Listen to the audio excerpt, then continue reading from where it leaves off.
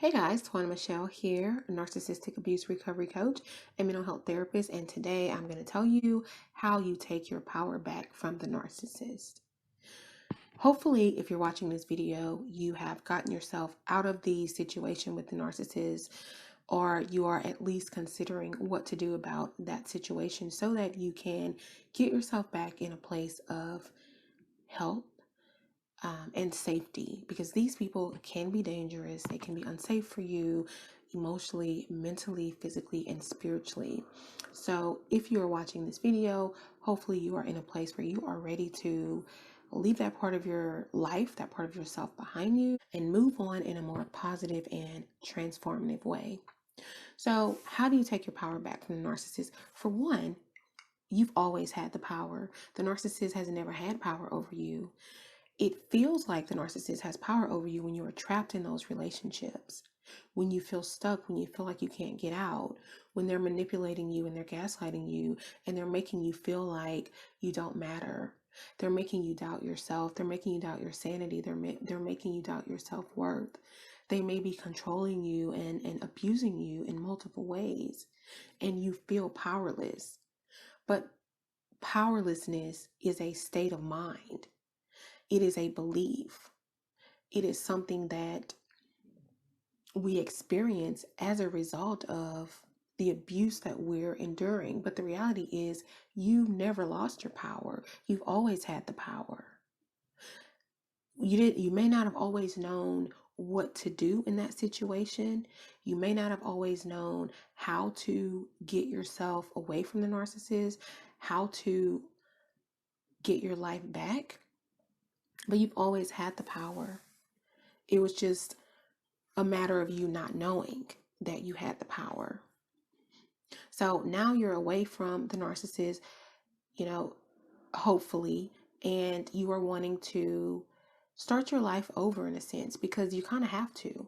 The narcissist likely has destroyed you in many ways, and so you're picking up the pieces.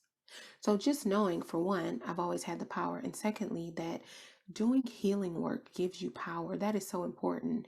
Sometimes when we get out of these messy, toxic relationships, we just want to go on, sometimes hop into another relationship too soon. Sometimes just, okay, I'm gonna put it behind me and pretend this never happened, which that doesn't work. We cannot we cannot suppress trauma and pain.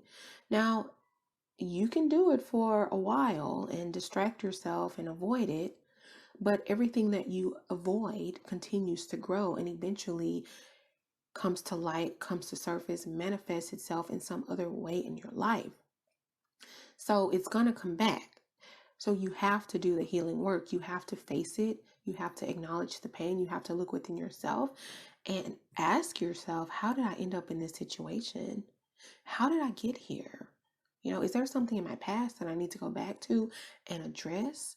Do I have wounds from my childhood? Do I have other types of traumas or losses that I need to heal from? Do I have low self-esteem issues?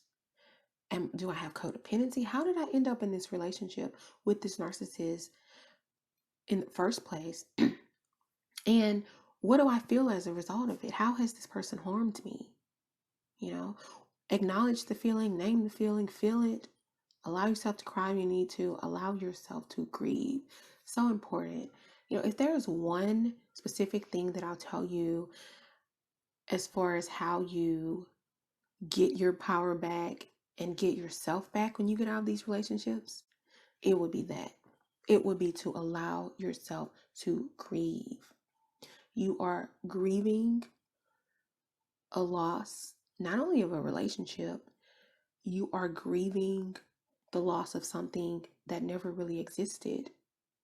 You are grieving the loss of yourself. And when I say grieving the loss of something that never really existed, sometimes we grieve things that we should have had, or we grieve things that we would like to have had, or we believe that we had and we really didn't. That's a different type of grief. That's a more complicated type of grief. And then, of course, the grief for yourself, the self-abandonment, the self-betrayal. When you grieve and allow yourself to just feel all of that, At the end of grief is acceptance. And you can't get to acceptance without doing all of the feeling work and the healing work that is a part of grieving. So definitely heal. And that means grieve.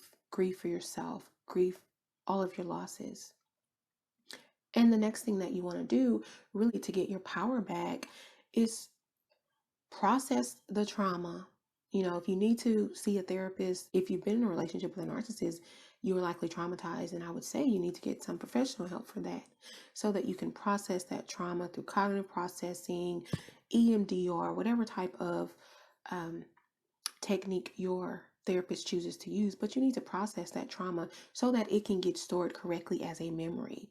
Because we know that when trauma is not stored correctly, when we remember it, we feel it as if it's actually happening in the present.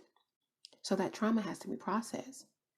And then you have to make sure that you surround yourself with positive people, safe people, healthy relationships. It is healing. It is transformative to do that. You get your power back that way. And the most important thing, besides the grieving, all of this is important. You get your power back and maintain your power by not making contact with the narcissist, not going back to the narcissist. I know I've been there, I've done that. It's hard to leave these people. We're addicted to them. They hoover us, they manipulate us, they know our vulnerabilities, they know what to say, they know what to do. I've done the back and forth so many times.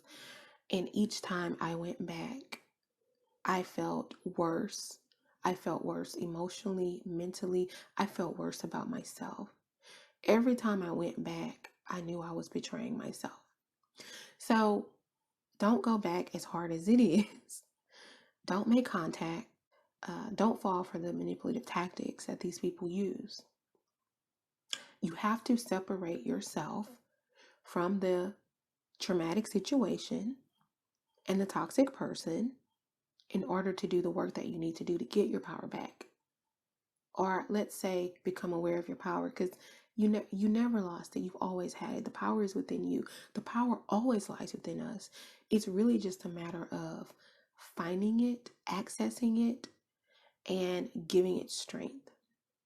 And that's what we're doing now. And that's what I wanted to share with you guys. So let me know in the comment section how you guys are getting your power, maintaining your power, accessing your power now that you are removing yourself from these toxic people and these toxic situations.